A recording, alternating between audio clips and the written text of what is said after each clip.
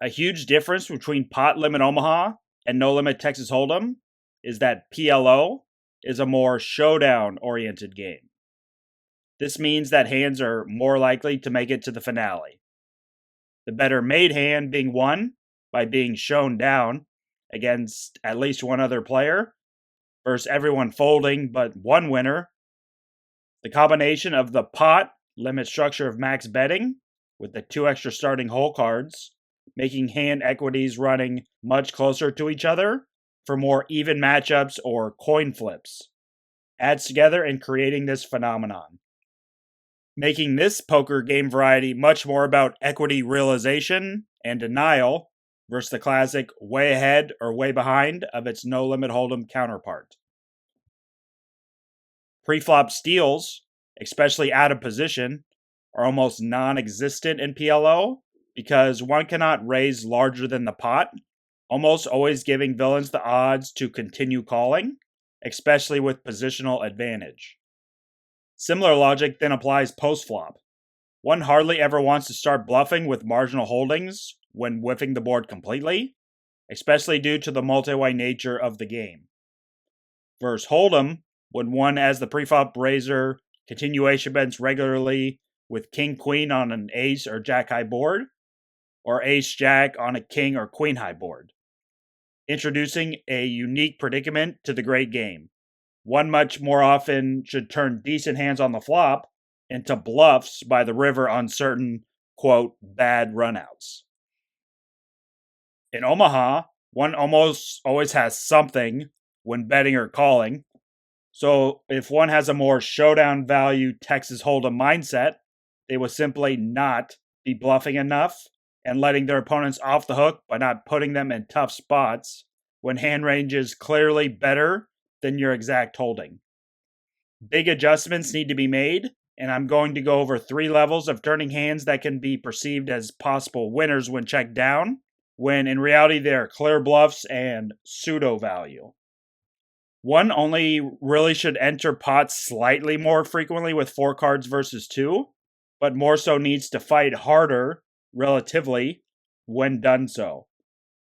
Calling is much more common, folding mostly only less so after investing, and I would say betting or raising about the same. Level 1 of turning decent hands into bluffs is 2 pair. Here's a good example of hero holding 10-9-8-7 and calls an early position raise on the button and sees a favorable flop. Top 2 and a low side open-ender raises a c-bet and gets called. Bets again on a blank turn after facing a check, being the new aggressor, and only gets called again. So hero should currently have the best hand at the moment, but the river counterfeits him with either a 2 or a 3, and any overpair now beats him. Should hero check back with his perceived smidgen level degree of showdown value? Absolutely not.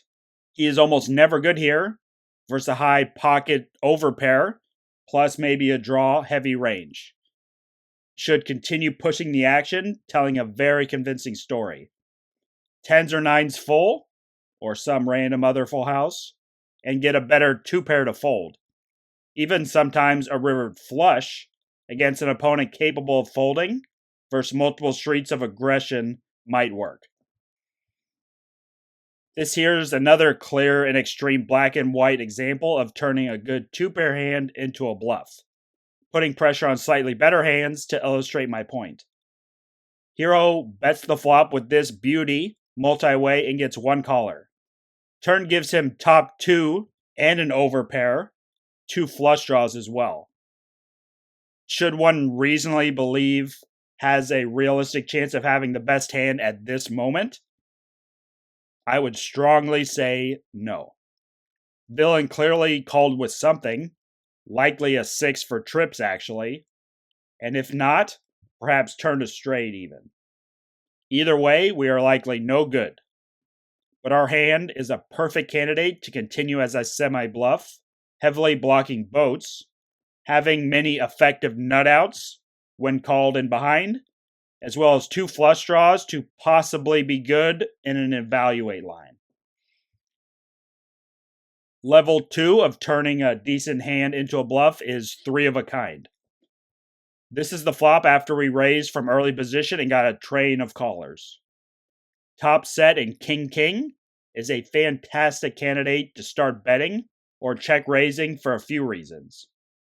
Number 1, it will most likely get straights to immediately surrender. Put pressure on non-nut flushes, fearing we have it, given our strong line. And also, we would be deceptive on board pairing future cards, where villain might call down with lower sets and get there against what they believe is our ace-high flush heavy betting range. This means villains will fold what currently beats us, fearing drawing dead, while calling with weaker full house draws in queen or jack, and getting the bad news when they hit. Best of both worlds. This concept idea can work with sets on monotone boards like here to target flushes, as well as straight boards to target the lower dummy ends of 5 in a row hand rig straight. It can also do wonders with trips, drawing to full houses to get flushes or straights to fold, fearing death again, plus giving us equity when called to boat up anyway. Particularly works great against loose, passive opponents that will routinely show up with weak flushes that can't handle the heat, and they will beg to release and immediately get out of the kitchen. Level 3, and my final level of turning a good hand into a bluff, is when you have a straight.